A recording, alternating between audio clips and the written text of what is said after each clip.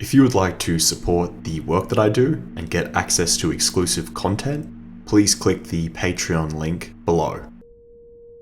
A typical university dissertation will be read by one or two people. Costin Alamariu's dissertation has already been read by thousands of people and is currently one of the best-selling works on Amazon. The dissertation is titled Selective Breeding and the Birth of Philosophy.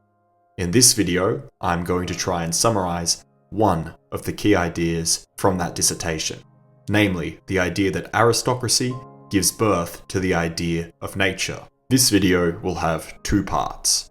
Part 1 will discuss the origins of aristocracy, and Part 2 will discuss how aristocracy gives birth to the idea of nature.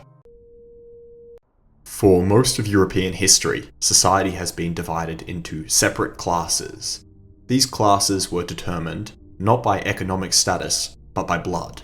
Certain individuals were able to claim privileges on the basis of their family lineage. These people were called aristocrats, and they have been at the centre of European politics and culture for most of our history. But at rare intervals, this aristocratic order has been supplanted.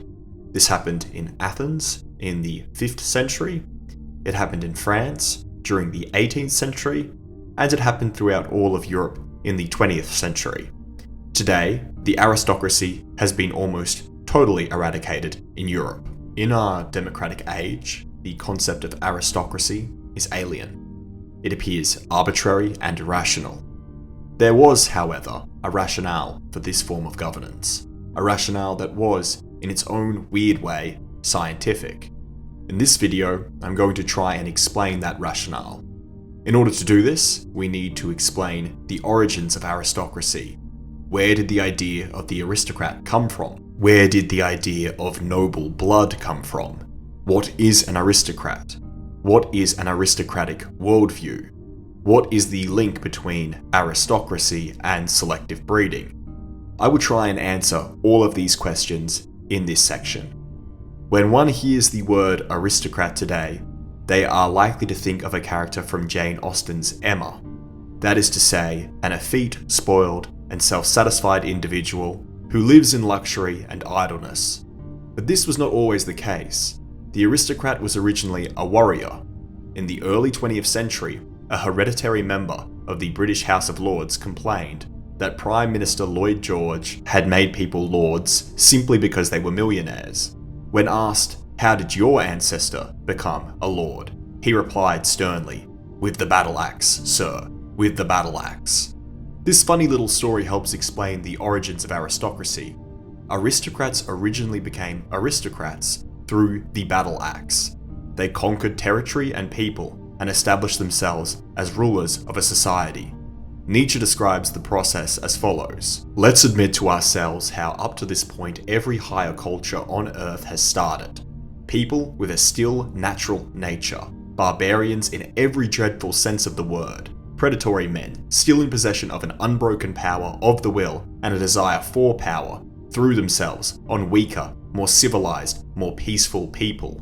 At the start, the noble caste has always been the barbarian caste. Nietzsche describes the origins of aristocracy with characteristic brevity. Nobility does not stem from good manners, it stems from barbarism. A warlike group of men conquer a territory and lord over a more peaceful populace. The descendants of these warlords are known as aristocrats. A large part of Costin's thesis is dedicated to this idea. He provides historical and anthropological evidence to support and elaborate on Nietzsche's idea that the noble caste has always been the barbarian caste. Costin argues that the conquering elite are typically of a pastoral origin. In other words, aristocratic people typically descend from pastoral people. Pastoralists are nomadic. They move from place to place with their herds in search of fresh pastures. Their central task is breeding, raising, and taking care of livestock, such as cattle, sheep, goats, and camels. The diet of the pastoralist centers around milk, meat, dairy products, and the occasional wild fruit. While pastoralists can be found in a wide range of environments, they are most often found in hilly and mountainous regions, such as the Eurasian steppe. Pastoralists have a very different way of life to farmers, who are sedentary. They establish permanent settlements near their cultivated fields and engage in repetitive labour. This labour revolves around the planting, growing and harvesting of crops. Before the creation of the tractor and other farming technology, this was backbreaking work. The diet of the farmer revolved around the consumption of plant-based products, including grains, fruits, vegetables, and legumes. Throughout history, large farming populations have been frequently conquered by pastoralists. For example, the Tutsis were a pastoral people who conquered the native Hutu in the 16th century.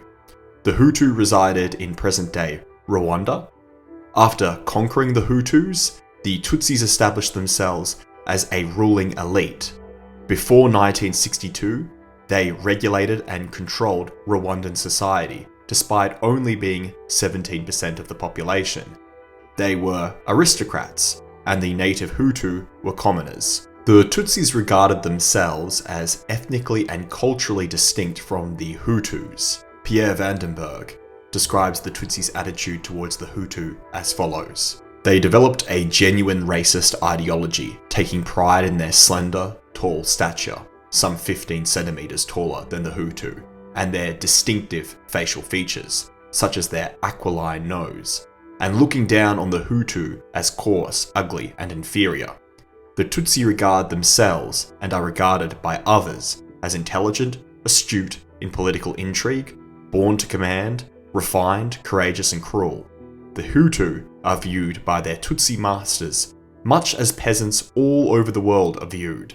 They are seen as hard-working, not very clever, extrovert, unmannerly, obedient, and physically strong. These attributes are regarded as inherent in the nature of each group. Each group has its fixed, defined place in the social order. The Hutu till the land and are the source of surplus production on which the Tutsi live parasitically. The Tutsi are the ruling aristocracy. They specialize in warfare and administration, despise manual labor, and endeavor to spend as much of their lives in conspicuous leisure as possible. A similar phenomenon can be observed in China.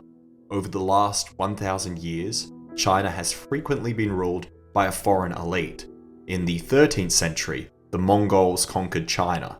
The Mongols were a steppe people of a pastoralist origin, but after taking control of China, they were quickly assimilated into the culture they had conquered. In the 17th century, the Han Chinese were conquered once again, this time by the Manchus. Like the Mongols, the Manchus were a pastoral people. To quote Costin, "After the Manchus took over China, they were acutely aware of what had happened to other previous conquerors and how they had been ultimately assimilated by the subordinate native population.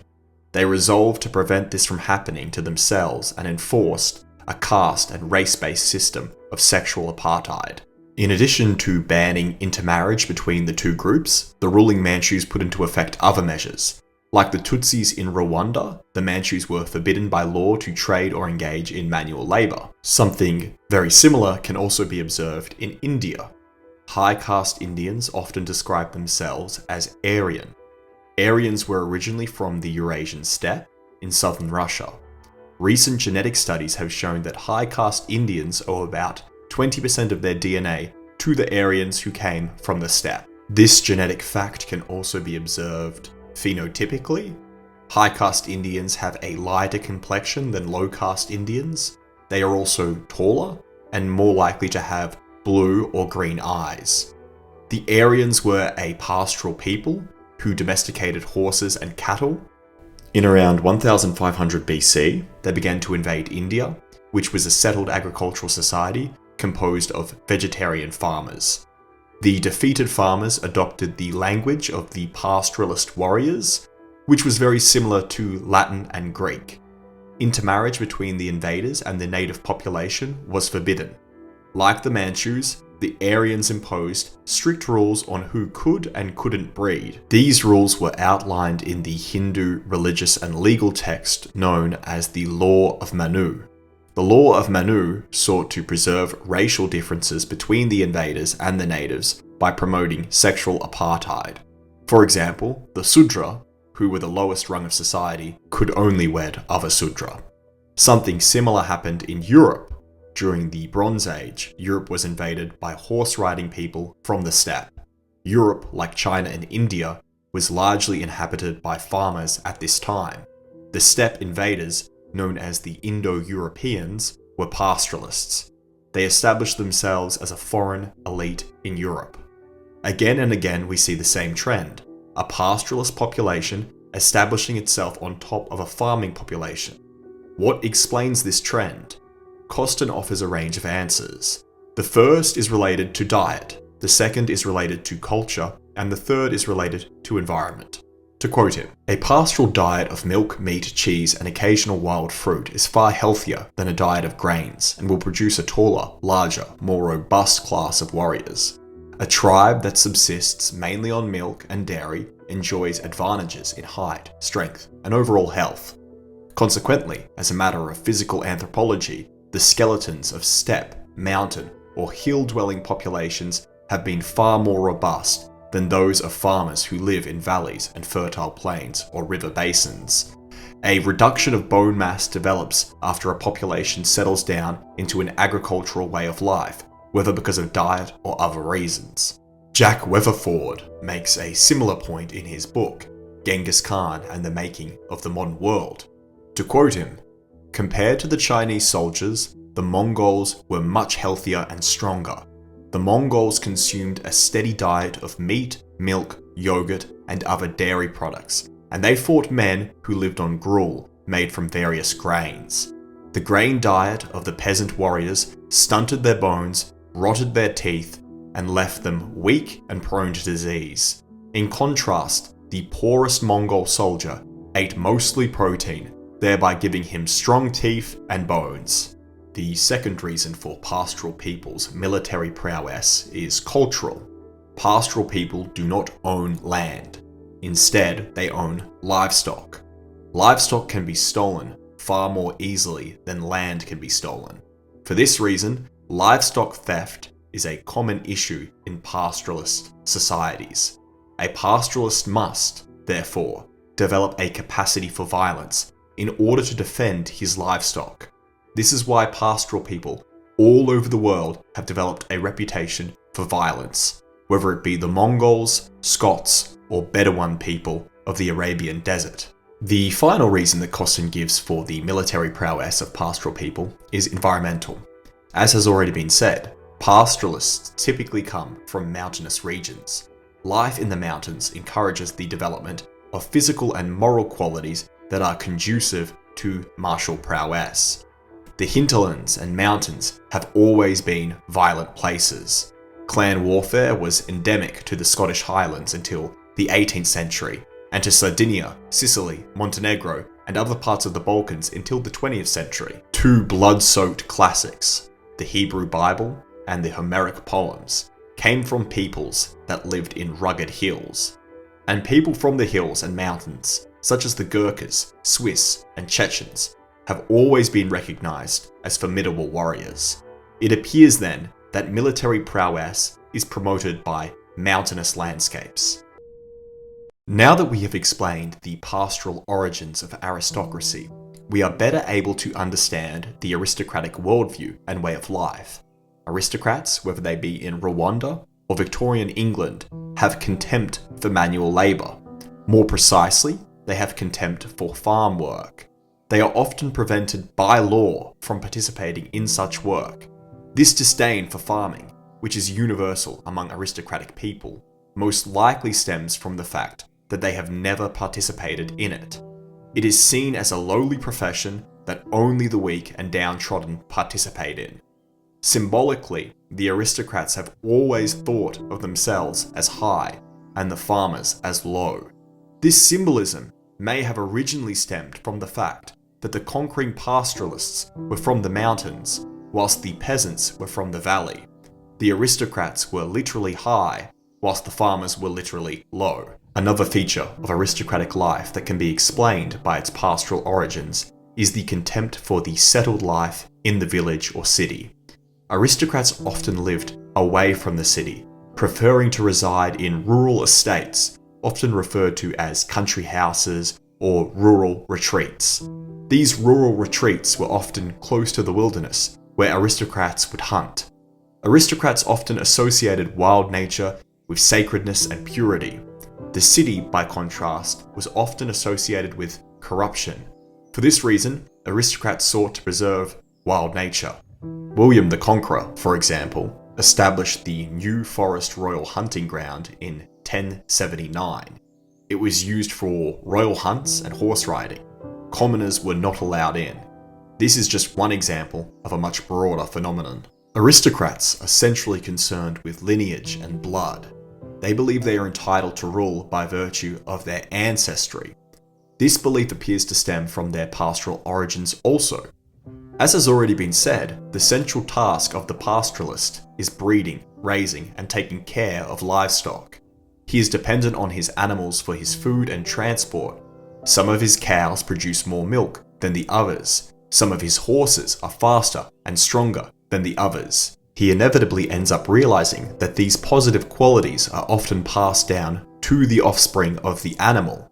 The fast horse, when bred with another fast horse, gives birth to a fast horse. He begins to realize that certain qualities, physical traits, and even behaviors are passed down from one generation of animal to another. This observation gives birth to the idea of nature in a rudimentary form. The word nature in this context does not refer to trees and waterfalls. Instead, it refers to genetics, biology, and heredity. Today, the idea of nature is commonplace, but Costin argues that the idea of nature has been alien to most people during most times. Today, we understand that some things are natural, whilst other things are cultural. The colour of someone's eyes can be attributed to their nature, but the clothes they wear can be attributed to their culture. All men die. This is a fact of nature, but the way men deal with the dead differs from culture to culture. Some cultures cremate their dead, others bury them, but all men die. In short, there are things made by man, and there are things not made by man. The things made by man are conventional. The things not made by man are natural. The distinction between what is natural and what is conventional is not always clear. Indeed, today we spend a lot of time debating nature versus culture, or nature versus nurture, or nature versus social construct. Can intelligence be attributed to nature or nurture? Are differences between groups innate or cultural? These are some of the most hotly contested questions of our time. Some believe that human behaviour and achievement can mainly be explained by nature, whilst others believe it can mainly be explained by nurture, custom, and culture. But both sides recognise a basic distinction between nature and nurture. The idea that nature is distinct from culture is so widespread today that we take it for granted. It is assumed that all people, in all times, have recognised the distinction between nature and nurture. There is, however, strong anthropological evidence to suggest otherwise. In his dissertation, Costin cites the work of Sir James George Fraser. Sir James George Fraser was a Scottish anthropologist and author of The Golden Bough, a groundbreaking work in comparative religion, anthropology, and mythology. In this book, Fraser challenged the idea, advocated by both Rousseau and Montaigne, that the primitive man was the freest. Instead, he argued that the primitive man was a slave to custom, convention, tradition, and unwritten law. To quote him, "No human being is so hidebound by custom and tradition as your democratic savage. In no state of society, consequently, is progress so slow and difficult. The old notion that the savage is the freest of mankind is the reverse of the truth. He is a slave, not indeed to a visible master, but to the past, to the spirits of his dead forefathers, who haunt his steps from birth to death, and rule him with a rod of iron." In other words, primitive societies make no distinction between nature and custom. Custom, convention, and unwritten law are seen as natural. Just as the sun sets, the tribe avoids certain foods. Just as the bird flies, the tribe has certain tattoos. Just as the wolf hunts, the tribe performs specific ceremonies. Just as the river flows, the tribe holds communal gatherings to celebrate life events. Tradition and nature are indistinguishable, so much so that natural events are believed to be determined by rituals. To quote the 1950s edition of the Australian Aboriginal Culture Booklet, supernatural forces were blamed for almost every mishap or disaster known to the Aboriginals. The only corrective measure possible was through magic and ritual. In other words, natural disasters, such as droughts, were explained by failure to adhere to certain customs, ceremonies, and conventions. These sacred customs and conventions were passed down and preserved by tribal elders. According to Fraser, elders are in charge of almost all primitive cultures.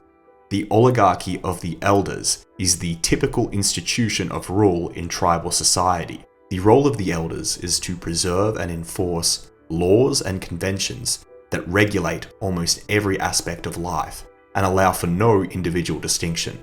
To quote Costin, "This kind of default mode of humanity, rule by ancestral custom or by convention, homogenizes all life and all thought.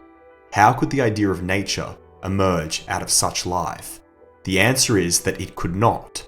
Custom is too strong in such societies for them to make a distinction between nature and nurture, or nature and convention. Instead, the rudimentary idea of nature emerged out of a pastoral way of life. Pastoral people are, as has already been said, extremely mobile. This means they encounter different peoples and different ways of life. These people have different burial ceremonies, different dietary laws, different clothes, and different customs. These customs are alien to the pastoralists. This alienation from custom is a precondition for the discovery of nature. If the elders have already indoctrinated you into believing in the laws, conventions, and myths of the tribe, then these things will appear perfectly natural to you, even if they are in fact totally unnatural. But if you are alienated from these customs, you will be able to recognize that they are not, in fact, natural, which is to say, you will recognize that they are a feature of culture and not of nature. In addition to this, the pastoralist made a second discovery. He came to realize that certain traits were passed down from one animal to another.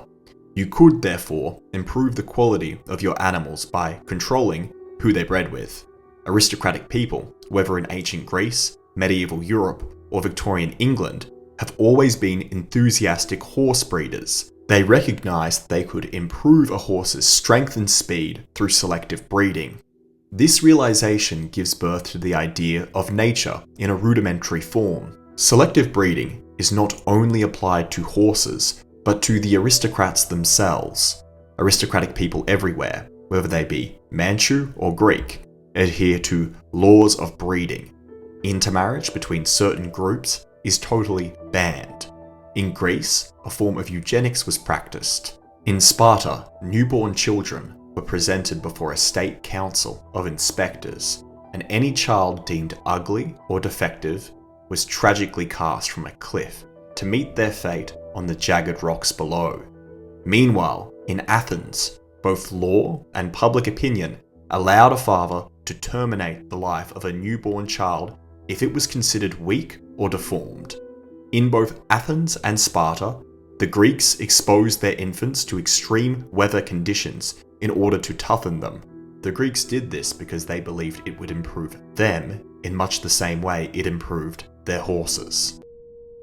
The idea of nature is at the heart of the aristocratic worldview. Aristocrats believe that they are entitled to rule by virtue of their nature. They believe that other people are by nature slaves, who should be subservient to the aristocracy. This idea was explicitly articulated by Aristotle. This aristocratic worldview, which has dominated Europe for most of her history, is totally alien to us today.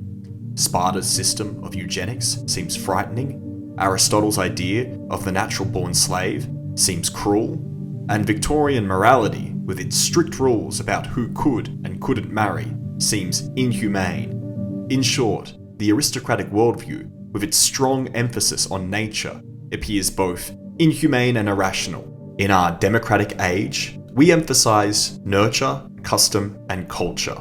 Anyone can be anything with the correct upbringing and education. The problem is, of course, that this isn't true. All human behaviour has some basis in nature. Pastoralist people understood this idea on a rudimentary level thousands of years before evolutionary psychologists. To deny this idea is to deny reality. And since the end of World War II, our academic and political elite have become specialists in reality denial. They have tried to forbid honest discussions about human nature, about group differences, about the role that genetics play in human behaviour and societies. But discoveries in the field of biological science are making this harder and harder to do. As a consequence, they are having to resort to ham-handed censorship, not only of sociology and politics, but of science itself. But they will not be able to censor the idea of nature for much longer, because the body of evidence is becoming far too large. If you enjoyed this video, please like and subscribe. It helps the channel grow. And thank you very much for watching. Cheers.